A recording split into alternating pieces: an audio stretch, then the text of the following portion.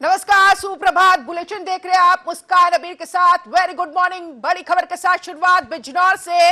नजीबाबाद हरिद्वार मार्ग पर diesel tanker में आग लगने की खबर सामने आई। शॉर्ट सर्किट से भीषण आग लगी। ड्राइवर ने कूदकर अपनी जान बचा ली है। फायर ब्रिगेड ने समय रहते आग पर काबू पा लिया। 2 घंटे जाम लगे। पुलिस ने रोड डायवर्जन किया। बिजनौर के नजीबाबाद हरिद्वार मार्ग पर उस समय अफरा तफरी मच गई जब एक डीजल से भरे टैंकर में अचानक भीषण आग लग गई। बताया जा रहा है कि चलते वाहन में शॉर्ट सर्किट होने से टैंकर में आग भड़क उठी। देखते ही देखते लपटें इतनी तेज हो गई कि पूरा टैंकर आग के गोले में तब्दील हो गया। चालक ने सूझबूझ दिखाते हुए किसी तरह वहां से कूदकर अपनी जान बचाई। मौके पर लोगों की भारी भीड़ जमा हो गई, जबकि आसपास और आसमान तक उड़ती लपटों ने पूरे इलाके में दहशत फैला दिया। सूचना मिलते ही फायर ब्रिगेड की टीम मौके पर पहुंची। कड़ी मशक्कत के बाद आग पर काबू पाया गया। हादसे के चलते हरिद्वार मार्ग पर करीब 2 घंटे तक लंबा जाम लगा रहा, जिससे यात्रियों को भारी परेशानियों का सामना करना पड़ा। पुलिस ने ट्रैफिक डायवर्जन कर वाहनों को दूसरे रास्ते से निकाला, स्थिति को नियंत्रित किया। गनीमत रही कि आग टैंकर की पूरी तरह फटने से पहले ही बुझा दी गई, वरना बड़ा हादसा हो सकता था। फिलहाल पुलिस और दमकल विभाग मामले की जांच में जुटे ताकि आग लगने के सही कारणों का पता लगाया जा सके। यह हादसा एक बार फिर सुरक्षा मानकों और वाहन निरीक्षण की अनदेखी पर सवाल खड़े करता है।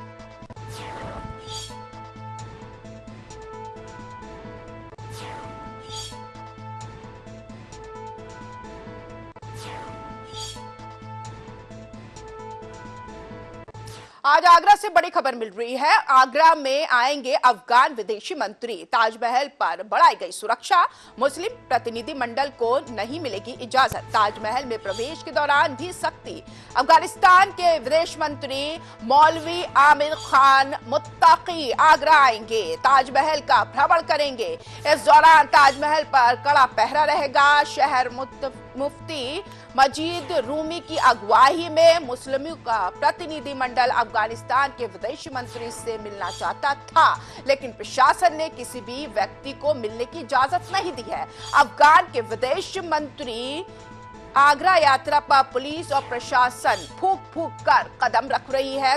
सहारनपुर हिंसा के बाद पुलिस और प्रशासन ने अफगानी नेता की ताजमहल भ्रमण के दौरान कड़ी सुरक्षा के इंतजाम किए हैं। भारी पुलिस फोर्स की तैनाती की गई है। ताजमहल में प्रवेश के दौरान भी सख्ती रहेगी।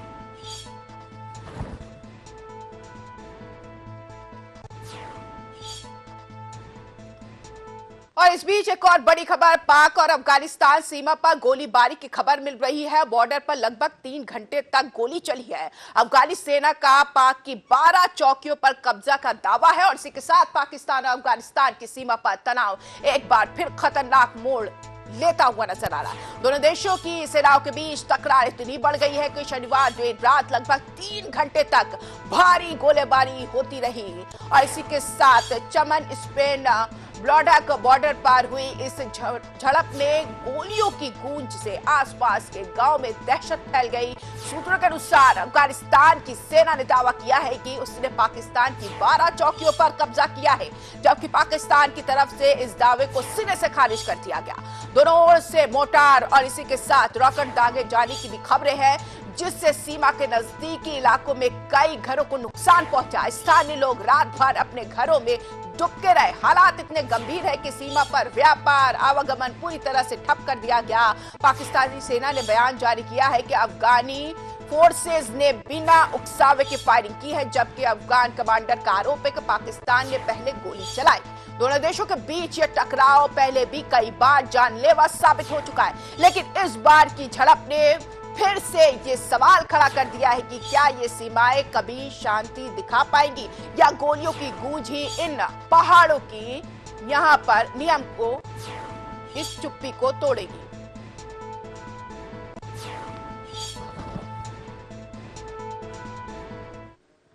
उधर पेरू के पैम्पलोना अल्टी में भीषण आग लगने का मामला सामने आया। दमकल की 20 गाड़ियां मौके पर पहुंची। करीब 80 घर आग की चपेट में है। पेरू की राजधानी लीमा के पैम्पलोना मल्टी इलाके में शनिवार देर रात भीषण आग लग गई। देखते ही देखते आग ने करीब 80 घरों को अपने चपेट में ले लिया। घनी बस्ती होने के कारण आग तेजी से फैली, लोगों में अफरा तफरी मच गई। मौके पर दमकल विभाग की करीब 20 गाड़ियां पहुंची है और आग को काबू पाने में जुटी है। आसमान में उठते धुएं के गुबार से पूरा इलाका अंधकार और दहशत में डूब गया। स्थानीय लोगों ने अपने बच्चों और जरूरी सामान को लेकर किसी तरह से जान बचाई। कई लोगों को हल्की झुलसने और धुएं के कारण सांस लेने में दिक्कत की शिकायत भी सामने आई। आग की लपटें इतनी भयावह था कि दूसरे से ही और दूर से ही बस्ती लाल लाल धधकती नजर आई है। दमकल कर्मी रात भर मशक्कत करते रहे। आखिरकार घंटों की मेहनत के बाद आग को नियंत्रित किया गया और इसी के साथ अभी भी कोशिश जारी है, क्योंकि कहीं कहीं पर आग की लपटें उठ रही है। प्रशासन ने आपात राहत शिविर स्थापित कर दिया है और बेघर हुए परिवारों को अस्थायी आश्रय दिया जा रहा है। प्रारंभिक जांच में आग लगने का कारण सिलेंडर फटने या फिर शॉर्ट सर्किट बताया जा रहा है। इस घटना ने एक बार फिर राजधानी के झुग्गी क्षेत्रों में इंतजामों पर सवाल खड़े किए हैं, जहां लोगों की जिंदगी अब राख और खौफ के बीच सिमट गई है।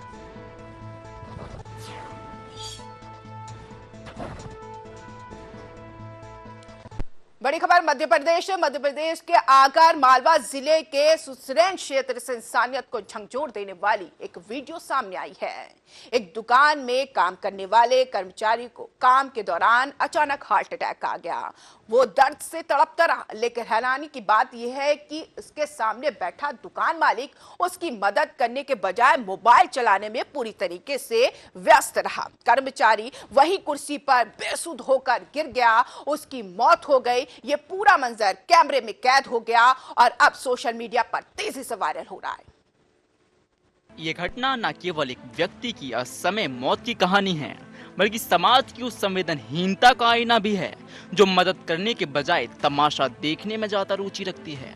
बताया जा रहा है कि मृतक कर्मचारी का नाम रफीक था, जो रोज की तरह दुकान पर काम करने आया था। अचानक उसे सीने में दर्द हुआ और वह कुर्सी पर बैठ गया। कुछ ही क्षणों में उसके शरीर में अकड़न आने लगी और वह तड़पने लगा। वीडियो में साफ देखा जा सकता है कि वह लगातार हाथ पैर मारता है, जबकि पास में बैठे लोग कुछ नहीं करते। करीब 6 मिनट तक वह मौत से जूझता रहा। इस दौरान उसके मालिक ने ना तो उसे उठाया, ना पानी दिया, ना ही किसी को बुलाया। वीडियो में वह बड़े आराम से अपनी कुर्सी पर बैठकर मोबाइल में कुछ देखता हुआ नजर आता है। ये दृश्य हर किसी के दिल को झकझोर देने वाला है। अब सवाल ये उठता है कि क्या हमारी इंसानियत इतनी खत्म हो चुकी है कि किसी की जान जाते देखकर भी हमारी कोई प्रतिक्रिया नहीं आती। उधर मौजूद कर्मचारियों में से कुछ ने आखिरकार रफीक को संभालने की कोशिश की, पानी पिलाया, उसे सीधा बिछाने का प्रयास किया, लेकिन तब तक बहुत देर हो चुकी थी। उसकी सांसें थम चुकी थी। अगर समय पर एम्बुलेंस या फिर प्राथमिक उपचार मिल जाता तो शायद उसकी जान बच सकती थी। ये वीडियो इंटरनेट पर आते ही सोशल मीडिया पर वायरल हो गया। लोग दुकान मालिक की बेरुखी पर गुस्सा जता रहे हैं। कई यूजर्स ने लिखा कि अगर मालिक ने इंसानियत दिखाई होती तो आज रफीक जिंदा होता। ये घटना सिर्फ एक दुकान की नहीं, बल्कि पूरे समाज की चुप्पी का सबूत है, जो हर बार किसी दर्दनाक हादसे को सिर्फ देखता है, महसूस नहीं करता।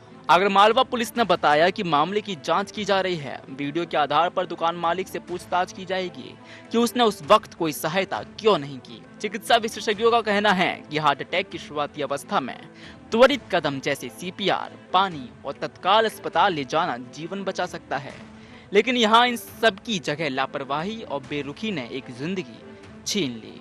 आखिरकार ये घटना सिर्फ एक मौत की नहीं, बल्कि मानवता की हार की कहानी बन गई है। दर्द से तड़पते एक मजदूर को देखकर भी अगर हम चुप हैं, तो यह हमारी संवेदनाओं की मौत है। अब सवाल ये उठता है कि आखिर क्या ऐसी घटनाएं हमें चेताएंगी, या हम आगे भी मोबाइल स्क्रीन में इंसानियत को मरते हुए देखते रहेंगे। कैमरामैन प्रिंस के साथ में विवेक यादव, TV 100 न्यूज। उधर उत्तर प्रदेश के बलरामपुर जिले में छांगुर उर्फ जमालुद्दीन और उसके गिरोह को लेकर सनसनीखेज खुलासा हुआ है। ATS ने विशेष कोर्ट में छांगुर समेत 6 आरोपियों के खिलाफ चार्जशीट दाखिल की है। चार्जशीट में कई चौंकाने वाले तथ्य सामने आए हैं। इसमें बताया गया है कि यह गिरोह धर्मांतरण के बहाने लोगों को भयभीत करता था और महिलाओं के साथ अपराध करता था। देखिए। चार्जशीट में एटीएस ने खुलासा किया कि छांगुर और उसके साथी लोगों को इस्लाम अपनाने के लिए प्रलोभन और धमकी दोनों देते थे। गिरोह आर्थिक रूप से कमजोर और मजबूर लोगों को निशाना बनाता था। उन्हें डराकर और प्रलोभन देकर धर्मांतरण कराना इसका मुख्य उद्देश्य था। इसके साथ ही आरोपियों ने धार्मिक भावना का अपमान किया और हिंदू देवी देवताओं का तिरस्कार किया। जांच के दौरान पता चला कि गिरोह धर्मांतरण के बाद लोगों को सफलता की गारंटी दिखाता था। आरोपियों का दावा था कि इस्लाम अपनाने से व्यक्ति संपन्न बन जाता है। चार्जशीट में नीतू और नवीन रोहरा का उदाहरण दिया गया, जिन्हें गिरोह ने इस्लाम अपनाने के बाद करोड़पति बनने के रूप में पेश किया। यह गिरोह बलरामपुर और आसपास के जिलों में जमीन की खरीद फरोख्त भी करता था। एटीएस ने दूसरी चार्जशीट में कुल 33 गवाहों के बयान दर्ज किए। इससे गिरोह की कार्यशैली और अपराध के तरीके का खुलासा हुआ। चार्जशीट में बताया गया कि छांगुर ने औरैया की एक महिला के साथ छेड़छाड़ की और उसके करीबी सहयोगी ने उसके साथ दुष्कर्म किया। ऐसे गिरोह की यहाँ पे निशंसता और इसी के साथ योजनाबद्ध अपराधों की गंभीरता सामने आई है। महिलाएं जो दुष्कर्म और छेड़छाड़ का शिकार बनी भी गवाह बनी। एक अन्य पीड़िता ने बलात्कार के अलावा जातीय अपमान का भी बयान दिया।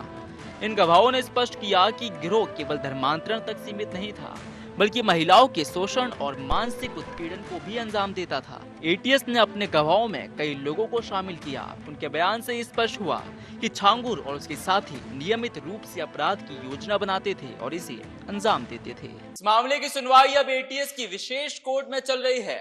चार्जशीट से स्पष्ट होता है कि बलरामपुर में छांगुर गिरोह ने धर्मांतरण और महिलाओं के शोषण में मामलों के कारण बड़े पैमाने पर अपराध किया। अब कोर्ट में गवाहों के बयानों और सबूतों के आधार पर आरोपी के खिलाफ आगे की कानूनी कार्यवाही होगी। कैमरन प्रिंस के साथ में विवेक यादव, टीवी 100 न्यूज़, नोएडा। तो महिलाओं के साथ दुष्कर्म की घटनाएं, आरोपी ने इस तरीके से लोगों को फंसाने की कोशिश की और इसी के साथ इसकी गिरफ्तारी के साथ और भी खुलासा हो रहा है। आगे बढ़ेंगे। पाकिस्तान ने गुरुवार रात अफगानिस्तान की राजधानी काबुल में तहरीके तालिबान पाकिस्तान यानी टीटीपी के कई ठिकानों पर एयर स्ट्राइक की। पाकिस्तानी मीडिया का दावा है कि इस हमले में टीटीपी चीफ मुफ्ती नूर वली महसूद को निशाना बनाया गया। अब देखिए इस पूरे मामले की पूरी रिपोर्ट और पूरी कहानी। पाकिस्तानी मीडिया रिपोर्ट्स के मुताबिक नूर वली महसूद पूर्वी काबुल में बने एक ठिकाने में मौजूद था। इस दौरान उसकी कार और गेस्ट हाउस को एयर स्ट्राइक में निशाना बनाया गया। तालिबान के मुख्य प्रवक्ता जबीहुल्लाह मुजाहिद ने कहा कि इस विस्फोट में किसी के घायल होने की कोई सूचना नहीं है। तालिबान विदेश मंत्री अमीर खान मुत्तकी ने पाकिस्तान को चेतावनी दी है कि अफगानिस्तान के मामले में कोई खेल नहीं खेला जाए। उन्होंने कहा कि अगर पाकिस्तान ने ये रवैया जारी रखा तो ब्रिटेन और अमेरिका से पूछकर उसे सबक मिल सकता है। मुत्तकी इस समय भारत के 7 दिवसीय दौरे पर हैं।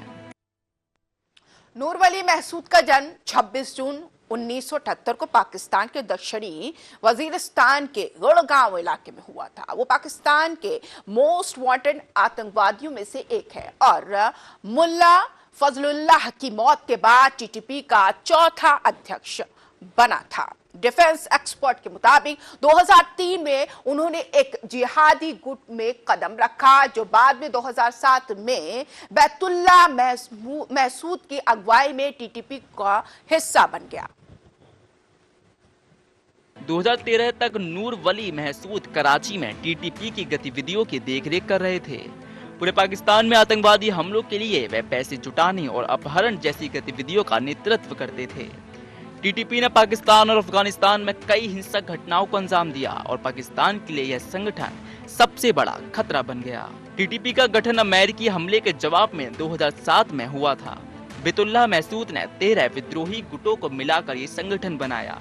इसके बाद टीटीपी ने पाकिस्तान के कबायली इलाकों में शरिया लागू किया और सुरक्षा बलों पर हमले किए। पाकिस्तान की सेना और अमेरिकी ड्रोन हमलों के बावजूद टीटीपी को पूरी तरह खत्म नहीं किया जा सका। तालिबान का कहना है कि वह टीटीपी का समर्थन नहीं करता, लेकिन पाकिस्तान का आरोप है कि टीटीपी के लड़ाके सीमा पार अफगानिस्तान से ट्रेनिंग लेकर पाकिस्तान लौटते हैं और हमला करते हैं। विशेषज्ञों के अनुसार पिछले 12 सालों में टीटीपी के कारण पाकिस्तान में आतंकवाद बढ़ा है और देश वैश्विक आतंकवाद सूचकांक में दूसरे स्थान पर पहुंच गया है। कैमरन प्रिंस के साथ में विवेक यादव, टीवी 100 न्यूज़, नोएडा।